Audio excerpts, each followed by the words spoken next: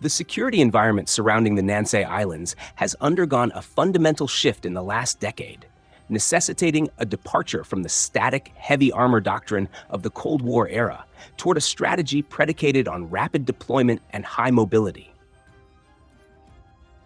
At the center of this doctrinal evolution sits the Type 16 Maneuver Combat Vehicle, a platform designed not to hold ground in a traditional sense, but to reach the battlefield before the enemy can establish a foothold.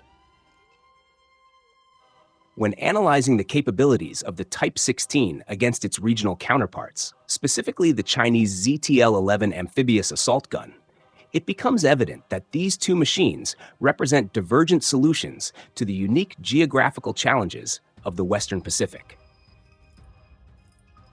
The Type 16 was developed by Mitsubishi Heavy Industries with a specific operational mandate known as Sokuo Kido, or rapid deployment. The defining characteristic of the Type 16 is its strategic mobility, which is intrinsically linked to the logistics network of the Japanese archipelago. Weighing approximately 26 tons, the vehicle is dimensionally tailored to fit inside the cargo hold of the Kawasaki C-2 transport aircraft. This compatibility allows the Japan Ground Self-Defense Force to airlift units from main islands like Honshu or Kyushu to remote locations such as Ishigaki or Miyako within hours of a crisis onset. In contrast, the Chinese ZTL-11 prioritizes tactical amphibious capability. The ZTL-11 features a lighter hull and water jets, allowing it to swim from landing ships to the shore. While the ZTL-11 can cross water obstacles independently, the Type 16 relies on existing infrastructure like bridges and airports. This distinction highlights the defensive nature of the Japanese design versus the expeditionary, offensive nature of the Chinese platform. In terms of firepower, both vehicles utilize a 105mm rifled gun, yet their application of this caliber differs significantly due to their respective fire control systems. The Type 16 inherits the advanced ballistic algorithms and stabilization technology from the Type 10 main battle tank.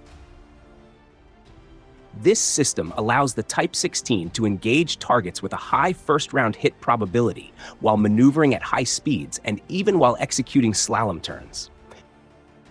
This capability is critical for the shoot and scoot tactics required for survival on small islands.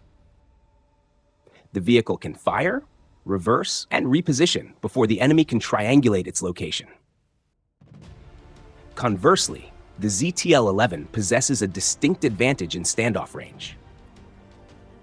The Chinese platform is capable of firing gun-launched anti-tank guided missiles, allowing it to engage targets at ranges exceeding 4 kilometers, well beyond the effective range of standard kinetic energy penetrators.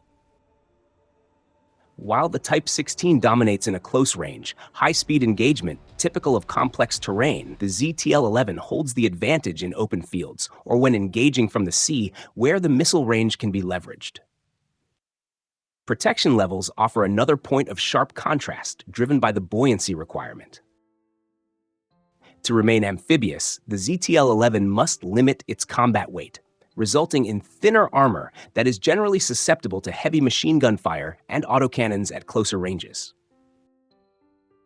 The Type 16, freed from the requirement to float, allocates more mass to protection. It features modular, wedge-shaped armor on the turret front and hull, providing superior survivability against infantry anti-tank rockets and medium-caliber rounds across the frontal arc. This design choice suggests that Japanese planners anticipate the Type 16 will operate in environments with high threats of ambush, necessitating a degree of armor that the ZTL-11 sacrifices for water mobility. The operational scenario of an island defense highlights the interplay between these engineering choices.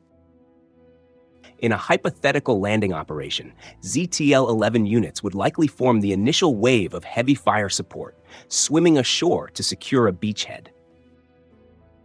Their stability while firing afloat is technically challenging, reducing their accuracy compared to a land-based platform.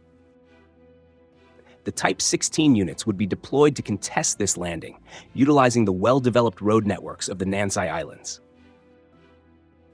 The Type 16 8x8 wheeled chassis allows it to reach speeds of 100 kilometers per hour on paved roads, enabling it to respond to multiple landing vectors rapidly. The tactical advantage here lies with the Defender. The Type 16 can utilize terrain masking and urban cover to negate the range advantage of the ZTL-11 missiles, forcing the engagement into medium ranges where the superior stabilization and fire control of the Japanese vehicle become decisive factors. However, a critical assessment must acknowledge the limitations of the Type 16. It is not a main battle tank and cannot survive a direct hit from the 125mm guns found on heavier Chinese main battle tanks like the Type 99A or the Type 15 light tank. If an aggressor successfully lands these heavier assets, the 105mm gun of the Type 16 may struggle to penetrate their frontal armor, necessitating flanking maneuvers or support from infantry-carried anti-tank missiles like the Type 01 LMAT. Furthermore, the strategic mobility of the Type 16 is heavily dependent on air superiority. If the C-2 transport aircraft cannot fly due to contested airspace, the deployment speed advantage of the Type 16 is nullified, forcing it to rely on slower maritime transport. The logistical footprint also plays a role in the long-term sustainability of combat operations. The Type 16 shares high commonality with the emerging Common Tactical Wheeled Vehicle family, which simplifies maintenance and parts supply in forward operating bases. The 8x8 configuration offers better fuel economy and lower maintenance requirements compared to tracked vehicles, a vital factor for sustaining operations on islands with limited stockpiles. The Chinese approach relies on sheer mass and the ability to project power without relying on captured ports. But the mechanical strain of amphibious operations on salt water often leads to higher maintenance rates for vehicles like the ZL-11. Ultimately, the Type 16 maneuver combat vehicle represents a calculated trade-off by Japanese defense planners. By sacrificing the heavy armor of a tank and the amphibious capability of a marine assault vehicle, Japan has created a specialized interceptor optimized for its own geography. It is designed to win the race to the critical choke points of the Nansei chain. While the ZTL-11 offers versatile offensive capabilities suitable for projecting power across the sea, the Type 16 is a surgical tool of active defense. Its value lies not in raw destructive power, but in its ability to be present at the decisive point on the battlefield faster than the opposition can react. In the context of the modern gray zone and potential high-intensity conflict, the Type 16 serves as a mobile deterrent, signaling that any attempt to alter the status quo will be met with immediate, precision firepower.